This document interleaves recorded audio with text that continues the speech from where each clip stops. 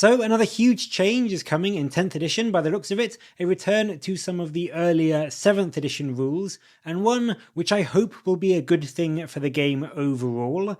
It seems that in the new edition of 40k, not only will characters be able to embed themselves in squads again, but also auras, love them or hate them throughout 8th and 9th edition, are almost completely gone. I want to say not quite totally gone, but they are, in the large majority of cases, gone now.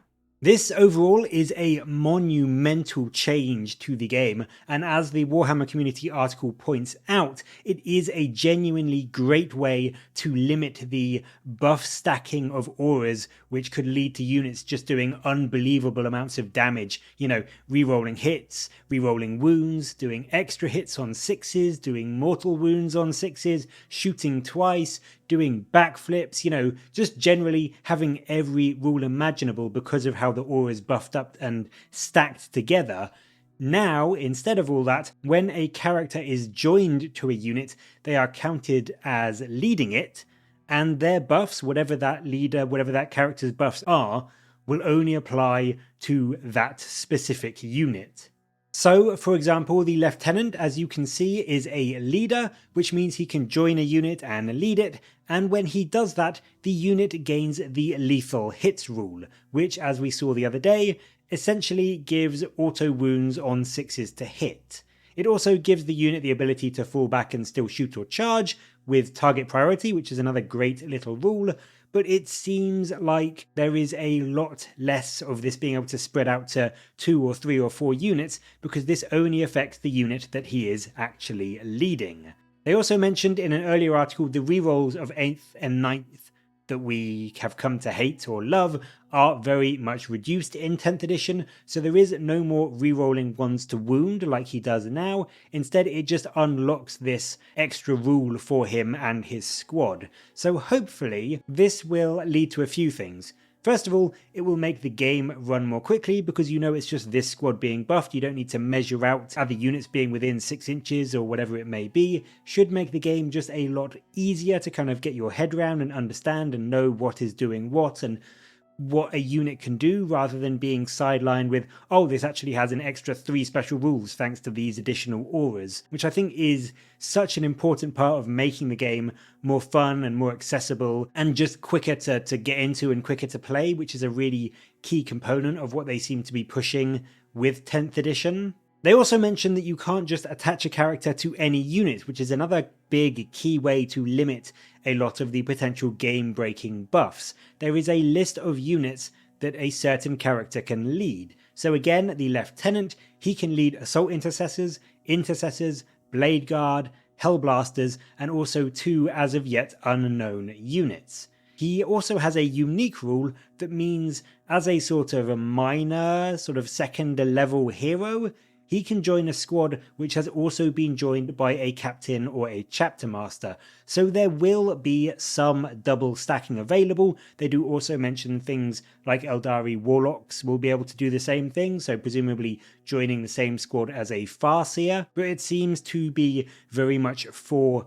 select squads and select units. A key example I can immediately see from the stuff they've shown today will be something like the Hellblasters. You will be able to choose a 10-man Hellblaster squad, attach a lieutenant and a captain to it, and if you had a lieutenant and a captain now in 9th edition, you could buff with their auras, you know, maybe 30 Hellblasters, give them reroll 1s to hit and reroll 1s to wound. Now instead, those same 2 characters could join one squad, and they will give that squad lethal hits and whatever the captain gives. So it's still potentially making a squad powerful. You can still make a nasty unit in terms of its damage output. It's just nowhere near as obnoxious or army board wide as the current system allows, which is just a fantastic move in my opinion. The article also goes into a bit of the lookout sir mechanic, as you would expect, being able to attach characters to units. It has changed slightly. A leader in a unit can be kept safe by all the bodies around him and is untargetable until the rest of the squad is dead. That makes sense. There are some exceptions to this. I imagine things like snipers will be able to get around it. The precision rule we saw teased for the Tyranids the other day will, I imagine, allow units to target characters and leaders even if they are in a squad. But in general, if you have a leader or a character in a squad, they are going to be much safer from all enemy firepower, at least until the rest of the squad has died. There are also some unique units that can't join squads. They aren't leaders, but they are still characters in their own right. These are things like your Vindicare Assassin, or indeed Commander Shadowsun is another one they mention in the article, and these characters have got the Lone Operative keyword. And for that, it means they just flat out can't be targeted if the enemy is outside of 12 inches. So this is going to be really key at keeping things like your backline snipers, like the Vindicare, just completely safe and able to snipe out enemy heroes from squads with just impunity. I do imagine there will be some rules that allow you to get around that and negate that. It would make sense for me for other snipers to be able to target characters even if they have the Lone Operative keyword. It would certainly make sense and be cool fluff-wise for two Vindicares to be sniping off across the board in some kind of enemy at the gates style situation, but I imagine there will be other rules and abilities that mean you can't just put a Vindicare in your deployment zone and nothing can shoot him all game long. That could potentially lead to some feels bad moments, I think. The final caveat they talk about on the Lookout Sir style rules is that some characters have a Lone Operative when they are near certain units. So an example they give is the Lion himself. He isn't just a Lone Operative all the time. That would be somewhat broken. You could just put him on a flank and advance him up the board all the way into the enemy line without him being shot at. But when he is near a unit of Astartes infantry, he does gain that keyword. So he can't actually join and lead the squad and give specific buffs to that squad, like a captain or a lieutenant, but he can be near them and still benefit from the Lookout Sir. And I think the big reason they seem to be doing this and not allowing characters like the Lion to join squads is because, as I mentioned earlier, auras aren't completely gone. And characters are like the Lion, they don't have an ability that just buffs a unit they join, because obviously they can't join a unit.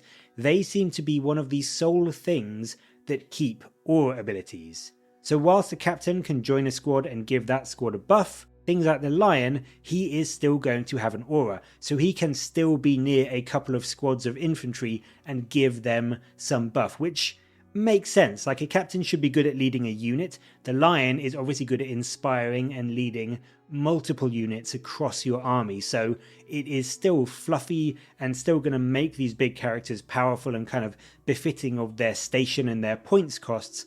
But being limited to having aura abilities only on the super big units, I imagine things like the current Supreme Commanders, as well as maybe a few key named characters, will be able to do auras rather than specific buffs. It does still mean a lot of the overlapping buffs and gaming potential of stacking them is massively toned down. So I think overall, it seems the days of Death Starring one big unit with 5 or 6 different buffing characters are now going to be gone in 10th, which, let's be honest, is incredibly good for the overall health of the game. And personally, I love the idea of being able to embed characters into squads again. I've always loved that sort of imagery and that look of a character leading a squad and giving specific buffs to that squad. Yes, you do still run the risk of being able to make potential Death Stars. If you have a character and a lieutenant in a squad, there could be some nasty combos that does make that squad particularly nasty.